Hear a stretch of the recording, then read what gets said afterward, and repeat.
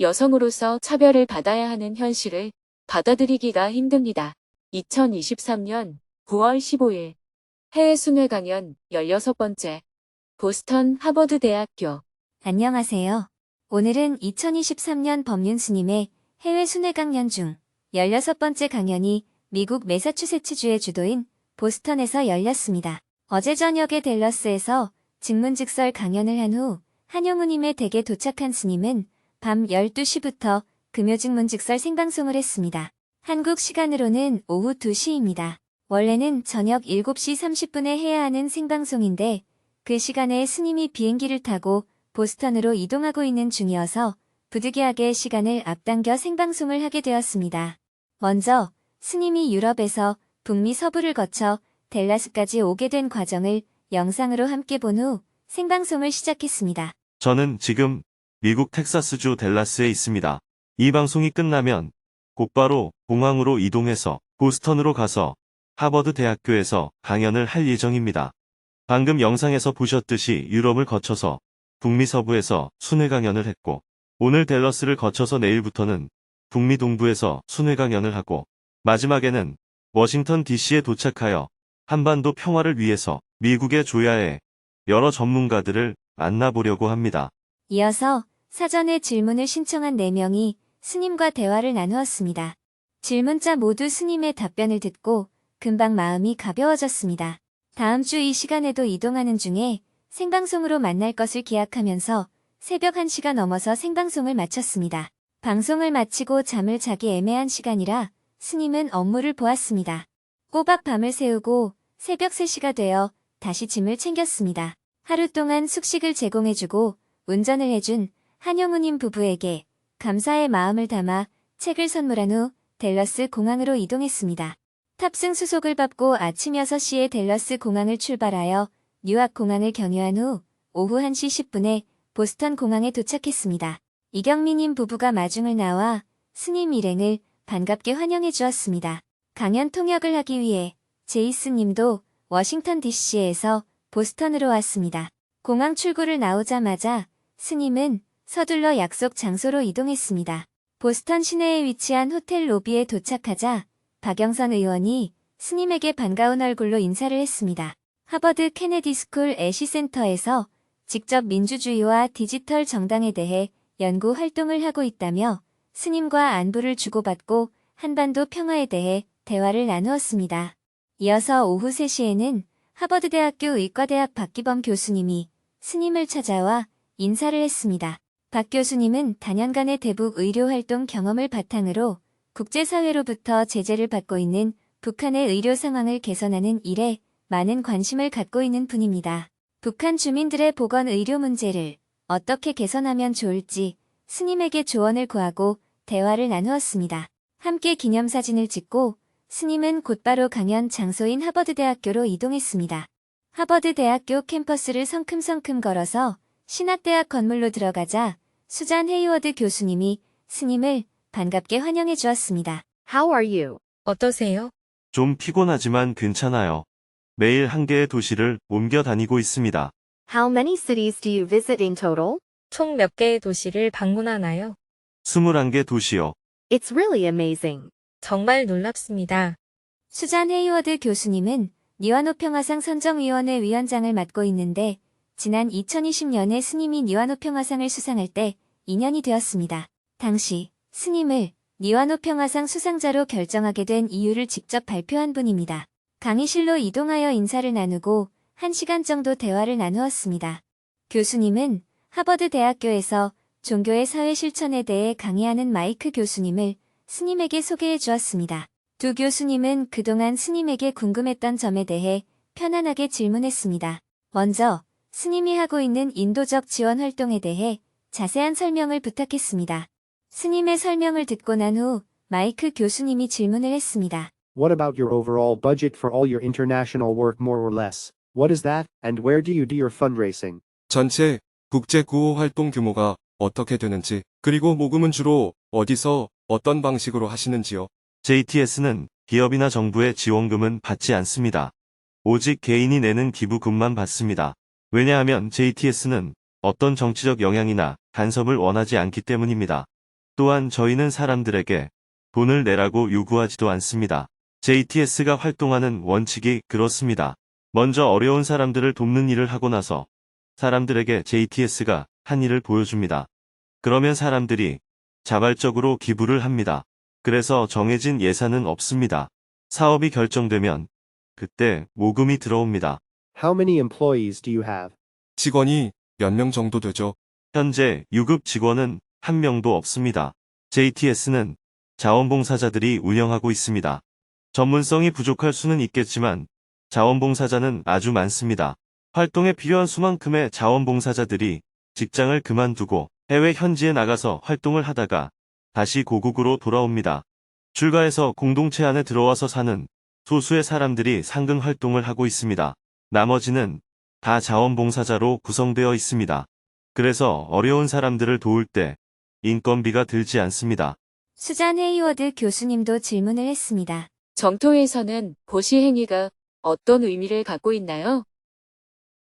Can I ask a question about the Buddha's understanding of dana? So in Buddhist history, my understanding is that dana was often understood that you give financial resources to support the Sangha, the monastic community, so that the monks and the nuns can survive and practice by meditating and studying, and that you receive good karma from their practice.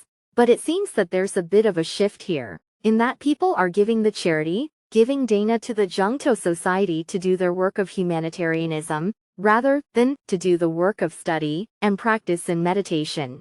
Is the idea that this kind of giving then provides the same kind of karmic benefit for the one who gives the donation? Or maybe I'm wrong, and this is the same as in the past, as is being practiced now. I'm curious. 불교에서 보시하는 행위인 다나에 대해 궁금한 점이 있습니다. 제가 이해하기로 불교에서는 보통 제가 수행자의 재정 지원을 바탕으로 수행자들이 수행과 기도를 하게 되고 보시한 사람들은 보시를 한 대가로 좋은 카르마를 받습니다. 하지만 정토회에서는 제가 수행자가 보시를 하면 그 돈으로 수행을 하는 것이 아니고 인도주의 활동을 하지 않습니까? 이런 인도주의 활동을 통해서 좋은 카르마를 받는다고 이해하면 되는 건가요? 아니면 또 다른 의미가 있는 건가요? 정토회에서는 보시나 수행을 하면 죽어서 좋은 곳에 간다든지 다시 좋은 생을 받는다든지 하는 식의 내생에 대한 대가나 복을 구하지 않습니다. 물질은 그 누구의 것도 아니다. 필요한 사람이 쓰는 것이다. 그렇기 때문에 밥은 배고픈 사람이 먹어야 한다. 약은 아픈 사람이 먹어야 한다. 아이들은 누구든지 기본 교육을 받아야 한다. 이것이 바로 정토회가 추구하는 삶의 방식이며 우리가 마땅히 해야 할 일이라고 생각합니다. 이런 이유로 정토회에서는 사람들에게 돈을 달라고 말하지 않습니다. 다만 사람들에게 알립니다. 어떤 곳에서 무슨 일이 일어났는지, 공경에 처한 사람들이 무엇을 필요로 하는지, 우리가 그런 사람들을 위해서 무슨 일을 하고 있는지, 더 필요한 지원은 무엇인지, 이런 사실을 알릴 뿐입니다. 그러면 사람들이 그 내용을 보고 자발적으로 보시를 합니다. 보시를 하는 사람들은 대부분 불교를 만나서 삶이 행복해진 사람들입니다. 어떤 대가나 복을 받지 않고도 그들은 행복해졌기 때문에 그들은 뭔가 좋은 일에 참여하고 싶다고 느끼게 되는 것이지요. 정토회가 건전하고 좋은 일을 한다면 사람들은 그 일에 자발적으로 참여합니다. 또 사람들이 보시한 돈이 굉장히 효율적으로 쓰인다는 것을 보여줄수록 더 많은 보시를 하게 됩니다. 저희가 활동하는 모습을 보고 아니 이런 일을 하는데 이 정도밖에 돈이 안 든다고요? 이러면서 보시하는 사람들이 많습니다. 그래서 저희는 돈을 아주 절약해서 씁니다. 지금까지는 모금이 잘 되었나요? 네. 그런데 현장에서 같이 활동하는 파트너가 돈의 사용이 투명하지 않거나 돈이 과소비 된다거나 개인적으로 이용한다고 판단이 되면 저희는 해당 활동을 멈춥니다. 현장에서 자원봉사자가 없는 경우에도 활동을 멈춥니다. 그래서 어려움이 좀 있습니다. 현장에서 협력하는 단체들은 사무실 유지비와 인건비가 필요한데 자재비만 주면 어떡하느냐 하고 문제를 제기하기도 합니다. 그러면 제가 우리는 지원하는 단체가 아니라 함께하는 단체입니다. 당신들도 뭔가 해야 할 것 아닙니까? 하고 말합니다. 수잔 헤이워드 교수님은 한반도의 긴장이 고조되고 있는 상황에 대해서도 질문했습니다. 미국의 대북 정책이 변화하기가 어렵다는 점을 이야기하며 현재 상황이 희망적인지 질문했습니다. Do you think there is hope for peace on the Korean Peninsula right now? 한반도의 평화가 지금 희망적이라고 보시나요? 지금 상황은 희망적이지 않습니다. 그러나 노력해야 합니다. 수행자는 될 때까지 노력해야 합니다. 왜냐하면 북한 주민들이 너무나 오랫동안 극심한 고통을 겪어오고 있기 때문입니다. 그러나 지금은 인도적 지원을 하고 싶어도 할 수가 없습니다. 한반도의 긴장이 완화되어야 인도적 지원이 가능합니다. 그래서 제가 미국까지 와서 사람들을 만나보려고 하는 겁니다. 더 이야기를 나누고 싶었지만 다음 약속이 기다리고 있었습니다.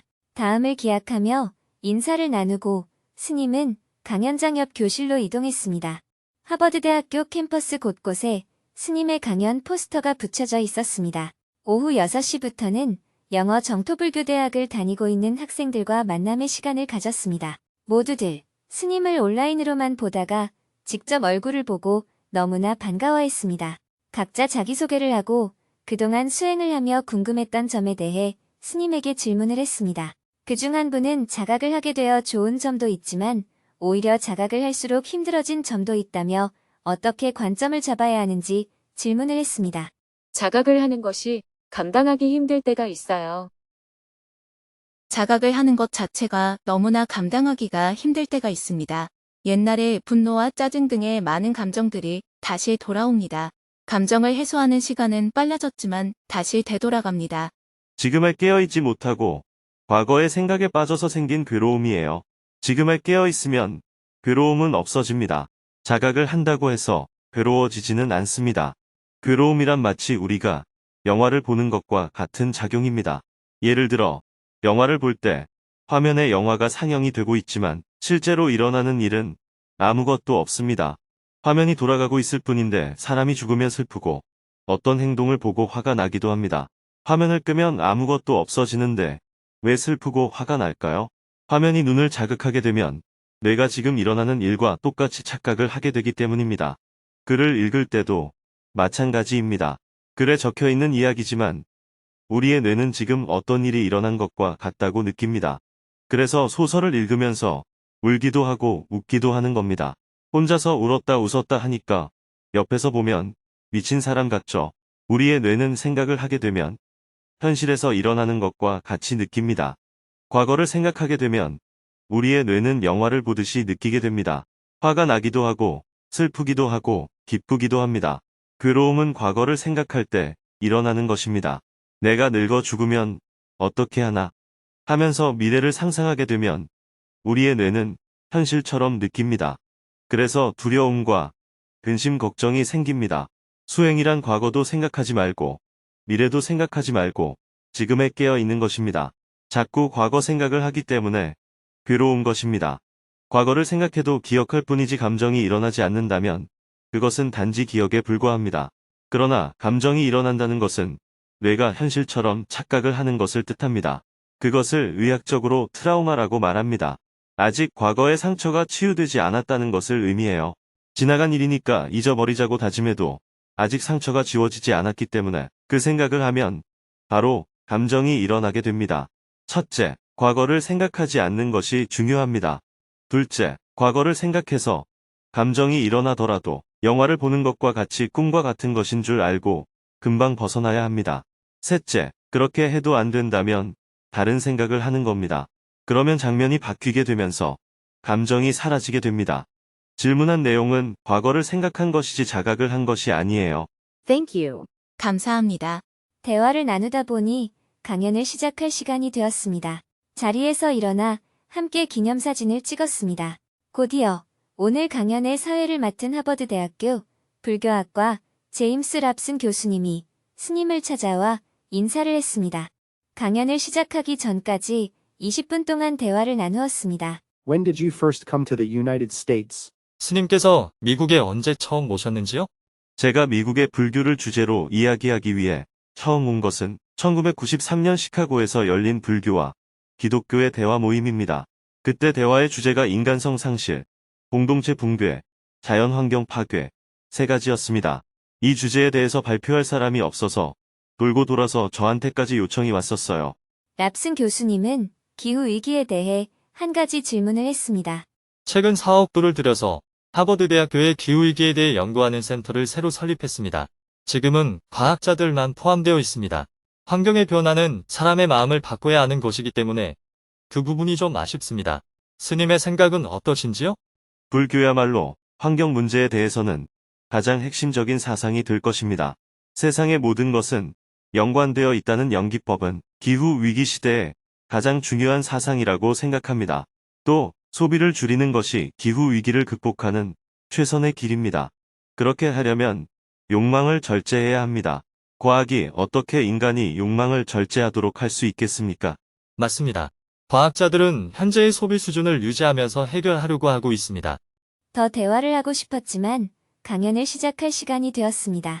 저녁 7시가 되어 스님은 랍슨 교수님과 함께 강연장으로 향했습니다. 스님을 소개하는 영상이 끝나자 랍슨 교수님이 스님을 소개했습니다. 큰 박수를 받으며 스님이 무대로 올라왔습니다. 좌석은 빈자리 없이 꽉 찼고 자리가 부족해 통로에도 사람들이 앉았습니다. 대부분 젊은 청년들이었습니다. 스님은 웃으며 대화를 시작했습니다. 붓다의 가르침의 핵심은 왜 괴로운가?입니다. 사람이 죽으면 어디에 간다는 것도 아니고 다음 생에 좋게 태어난다는 것도 아닙니다. 왜 괴로운지 잘 살펴서 그 원인을 소멸하면 누구나 괴로움 없이 살 수 있다는 것이 붓다의 가르침의 핵심입니다. 여러분들 중에는 부유하거나 가난한 사람도 있고 젊거나 늙은 사람도 있습니다. 남성도 있고 여성도 있으며 종교도 여러 가지일 것입니다. 각자 어디에 속하든 여러분들은 지금 괴로움 없이 살고 계십니까? 괴로움이 있다면 다른 원인이 있는 것이 아니라 각자 자신에 대한 탐구가 부족해서 그렇다고 저는 생각합니다.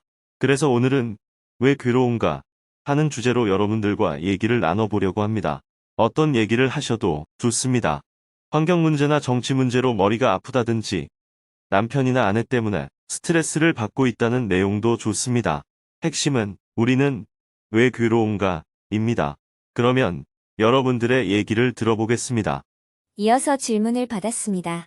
2시간 동안 9명이 손을 들고 스님에게 질문을 했습니다. 그중 한 명은 여성으로서 본인이 겪고 있는 차별에 대해 질문을 했습니다. 여성으로서 차별을 받아야 하는 현실을 받아들이기가 힘듭니다. You had said essentially that if we can realize what's causing the suffering, we can be free of it. Although I am aware of my suffering coming from the discrepancy, it is difficult for me to abandon the ideal and come down to reality. But my question is, how can I change my perspective so that I can better accept the reality as it is and lower or reduce the suffering I am encountering, but at the same time contributing to the world in a positive way? 스님께서는 고통의 원인을 깨닫는다면 그것을 자유롭게 해결할 수 있다고 말씀하셨습니다. 저는 고통이 이상과 현실 사이의 간극에서 비롯되고 있다는 것을 알고 있지만 이상을 포기하고 현실로 돌아오는 것이 어렵습니다.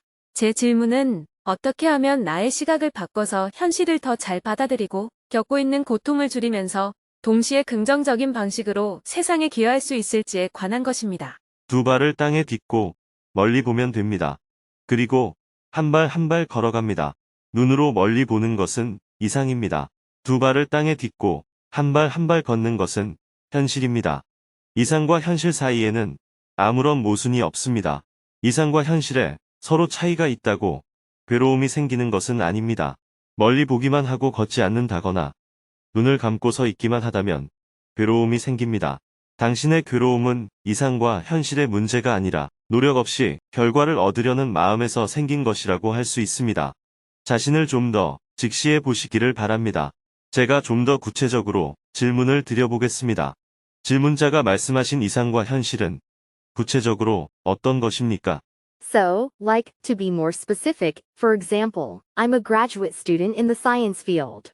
And I'm experiencing for the first time discrimination between women and men. So what I mean by the ideal is that women and men should be treated equally, which is how I feel.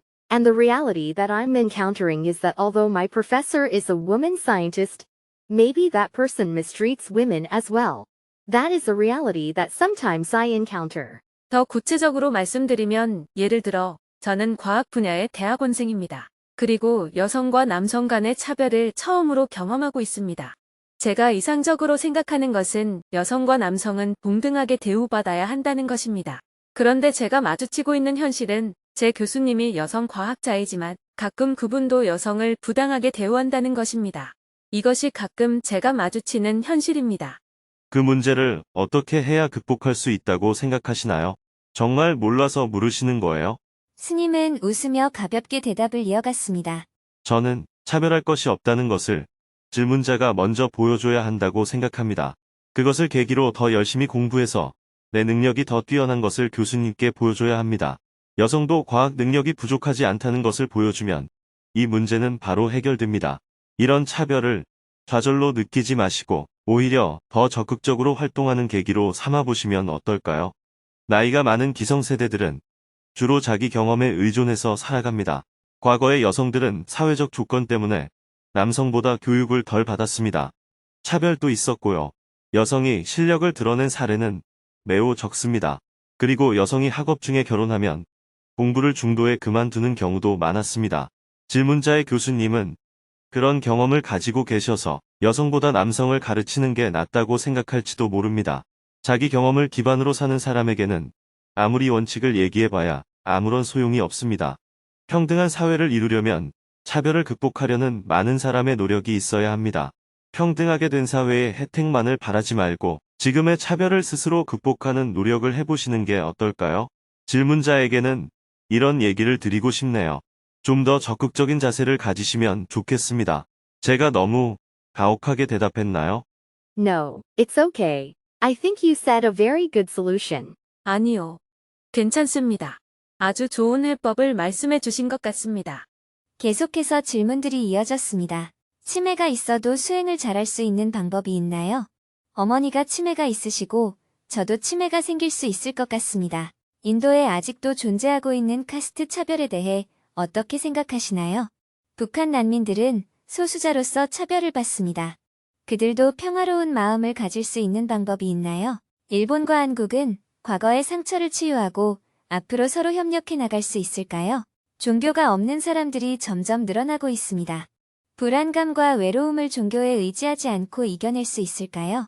아기를 가져도 계속 좋은 부부 관계를 유지하고 좋은 부모가 되는 방법을 알고 싶습니다. 돌아가신 아버지에게 하지 못한 말과 행동이 자꾸 생각나서 힘듭니다. 어떻게 아쉬운 마음에서 벗어날 수 있나요? 대화를 나누고 나서 마지막으로 스님이 정리 말씀을 해주었습니다. 괴로울 때는 괴로워하는 마음을 손가락으로 가리키듯이 바로 봐야 합니다. 예를 들어 아침 5시에 일어나야 한다고 합시다. 벨이 울립니다. 못 일어날 때 여러분은 뭐라고 합니까? 일어나고는 싶지만 몸이 말을 안 듣는다라고 말하면서 몸을 탓합니다. 하지만 몸이 무슨 죄가 있습니까? 정확하게는 일어나야 한다고 생각하는데 일어나기 싫다 하고 말해야 맞는 표현입니다. 일어나야 하는데라는 말을 3번만 소리내어 말해봅시다. 일어나야 하는데, 일어나야 하는데, 일어나야 하는데. 이 말은 무슨 뜻입니까? 일어나기 싫다는 의미입니다. 벌떡 일어나면 일어나야 하는데라는 말이 필요 없습니다. 여러분들은 인생을 살 때 이것을 해야 한다. 저것을 해야 한다. 이렇게 생각만 하고 실제로는 하지 않는 경우가 많습니다. 아침 5시에 일어나야 한다고 생각하면 그냥 일어나세요. 그러면 번뇌가 사라집니다. 놓아야 한다라고 생각만 하지 말고 그냥 놓아보세요. 해야 한다라고 생각만 하지 말고 그냥 해보세요. 그냥 합니다. 그냥 놓습니다. 이것을 불교에서는 방하착이라고 합니다. 지금 괴로움에서 벗어나는 방법. 싫어하는 것을 억지로 하지 마세요. 안 해도 아무런 문제가 없습니다. 만약 해야 한다고 생각한다면 그냥 해보세요. 이런 관점을 가져야 스트레스가 없습니다. 공부가 하기 싫다면 그만두면 됩니다. 여러분들이 괴로운 이유는 공부는 하기 싫지만 학위는 따고 싶은 욕심 때문입니다. 논문을 쓸 때도 마찬가지입니다. 그냥 생각나는 대로 써보세요. 다 써놓은 후에 다시 읽어보세요. 그리고 필요한 부분을 수정하세요. 그러면 논문을 완성하기가 훨씬 쉽습니다. 자신의 실력만큼만 하면 됩니다. 더 잘하려고 하기 때문에 오히려 더 못하게 됩니다. 제가 말한 대로 한다면 공부는 재미있어집니다. 만약 천문학을 공부한다고 합시다. 단순히 학위를 취득하기 위한 목적만 갖기보다는 우주에 대해 신기해하고 궁금해하는 마음이 있어야 합니다. 연구하는 것 자체가 재미있어야 합니다. 그러면 따로 놀이 시간을 가질 필요가 없습니다. 연애를 하고 있다면 애인과 같이 연구를 해도 좋습니다. 연애를 따로 하기 위해서 꼭 술을 먹지 않아도 됩니다. 같이 공부하고 연구하면서도 연애를 할 수 있습니다. 연애와 공부는 서로 모순되는 일이 아닙니다. 이것을 선불교에서는 다선일체 또는 선농일치라고 표현합니다. 즉, 선과 차를 마시는 것, 선과 일하는 것이 서로 둘이 아니라는 의미입니다. 부처님의 가르침을 우리의 삶에 적용해야 합니다. 붓다의 가르침이 곧 내 삶이 되어야 합니다. 머리로만 생각하는 것은 진정으로 불교를 공부하는 것이 아닙니다. 머리에서 생각하는 것은 다 망념이고 번뇌입니다. 생각나는 대로 곧바로 해버리세요. 잘못되면 고치세요. 잘못했으면 사과하세요. 모르면 물으세요. 모르면서 아는 척하고, 틀렸는데 안 틀린 척하고, 잘못한 것을 잘했다고 우길 때 괴로움이 생깁니다. 인생을 자유롭게 사세요. 문제가 있으면 고치면 됩니다. 그러면 부족한 상태에서도 자유롭게 살 수 있습니다. 행복하게 사시기 바랍니다. 큰 박수와 함께 강연을 마쳤습니다. 스님은 질문한 무대 아래로 내려와 질문한 분들을 비롯한 참석자들과 인사를 했습니다. 한국인 유학생뿐만 아니라 외국인들도 다가와 인사를 했습니다. 스님, 어머니가 돌아가시고 많이 힘들었는데 스님 법문을 듣고 이겨낼 수 있었습니다. 정말 고맙습니다. 마지막으로 강연을 준비해준 봉사자들과 기념사진을 찍고 감사의 마음을 나누었습니다. 오늘은 강연 직전까지 미팅이 이어져서 저녁을 먹을 시간이 없었습니다. 하버드대학교를 나와 밤 10시에 이경미님의 댁에 도착해 늦은 저녁 식사를 한 후 오늘 일정을 마쳤습니다. 내일은 캐나다 토론토로 이동하여 해외 순회직문 직설 17번째 강연을 이어갈 예정입니다.